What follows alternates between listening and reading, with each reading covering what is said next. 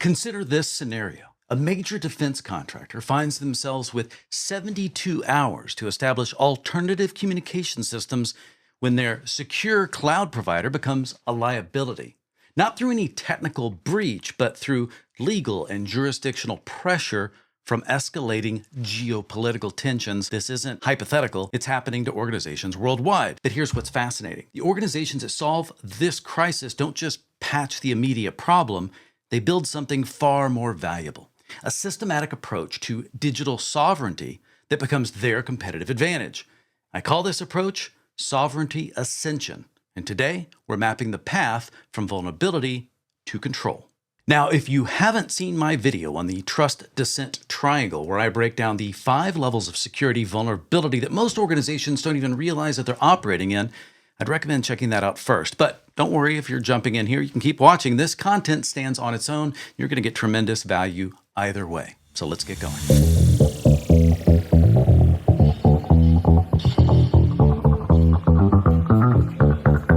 Sovereignty isn't just about where your data physically resides. That's like saying your house is secure just because you can see it from your office.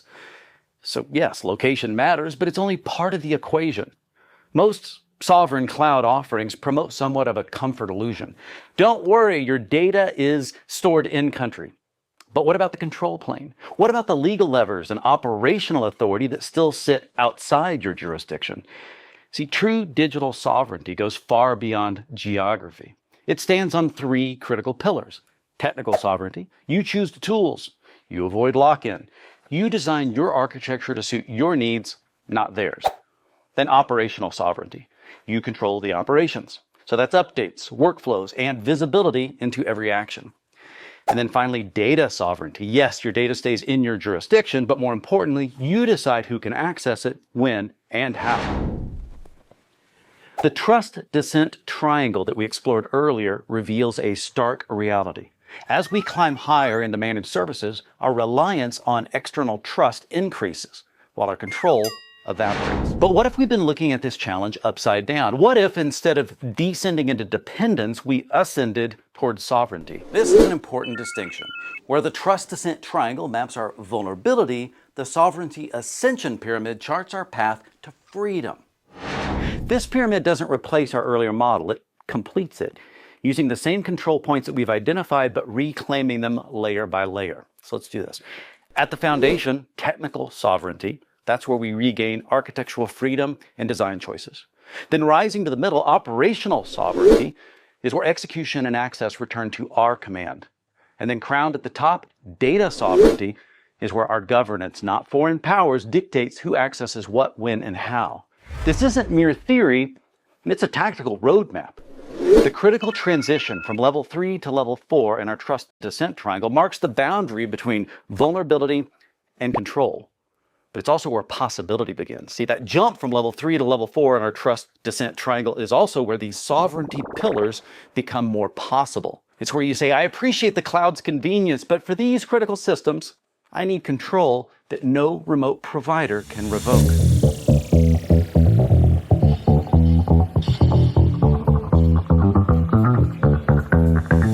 Why can't I just do this myself, you might ask? I mean, it is a fair question. Why not just bring it all back in-house, go old school, right? The challenge, though, isn't desire, it's complexity. Here's why reaching past level 3 and getting to level 4 on the trust descent triangle, true operational control, well, it isn't as simple as flipping a switch. In fact, there are 3 main challenges. First of all, it's complex. Enterprise video isn't consumer-grade cameras with boardroom aspirations. It's thousands of endpoints, real-time streams, global connectivity, zero margin for error. It's also interconnected. Video systems interact with directories, security platforms, network infrastructure, and a whole lot more. Replacing cloud integrations with sovereign alternatives multiplies complexity exponentially. And then finally, it's specialized. Building secure, air-gapped systems at scale demands expertise that's become rare in our cloud-first world. So yes, you can do it yourself, but doing it right, doing it at scale with full sovereignty, well, that requires more than just commitment. It requires a strategy. It requires expertise and it requires the right partner. And this is precisely why specialized sovereignty solutions exist to bridge the gap between the convenience that cloud promises and the control that your most sensitive operations demand. But before we explore these solutions, let's consider what's really at stake.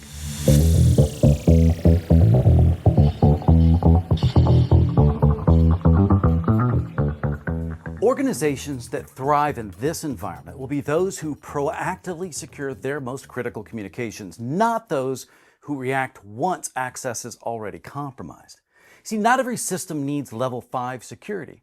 Your weekly marketing team's video sync, probably fine on the standard stack. But what about your secure operations center, your crisis management communications? What about your board meetings discussing market-moving discussions? For those moments, ask yourself, if this system were compromised or suddenly unavailable due to forces beyond our control, what would the impact be?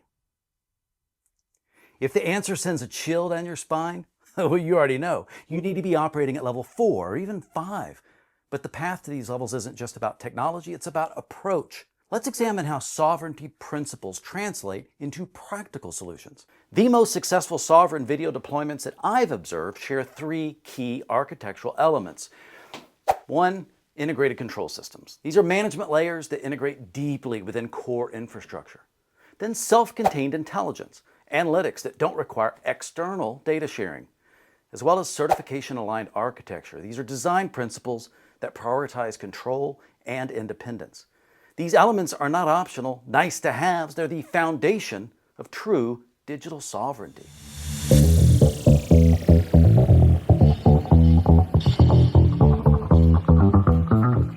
So how do organizations actually implement this? Take VQ Communications, which has been solving this exact challenge since 2006. Well, VQ Communications isn't chasing the sovereignty trend. This has been their entire focus from day one. While others offer lightweight scheduling or monitoring tools, VQ provides something fundamentally different, a deeply integrated management layer built alongside Cisco Meeting Server, not on top of it. VQ gives you full lifecycle control from core infrastructure to endpoints at the edge. No cloud dependencies, no hidden backdoors, no foreign control planes. VQ turns infrastructure noise into clarity through integrated analytics that stay within your jurisdiction. This is real-time security awareness without surrendering sovereignty. Their credibility comes from the most demanding environments in the world. VQ's inclusion on the U.S. Department of Defense Information Network approved products list reflects alignment with strict interoperability and security standards. They deliver this through fully self-hosted infrastructure on your terms, within your perimeter, and under your control.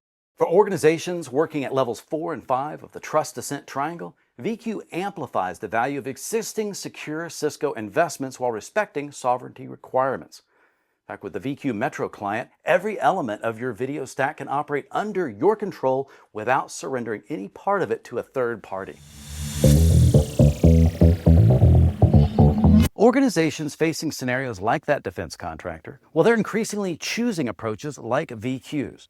But the principles that we've covered today, the sovereignty ascension pyramid, the 3 pillars, the strategic thinking, well, those apply regardless of your specific situation.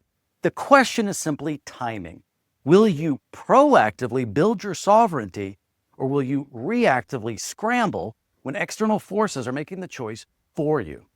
Start with the trust descent triangle assessment from my previous video. Map your critical systems. Then use the sovereignty ascension framework to chart your path forward. Because in a world growing more unpredictable by the day, digital sovereignty isn't just a nice to have, well, it's survival.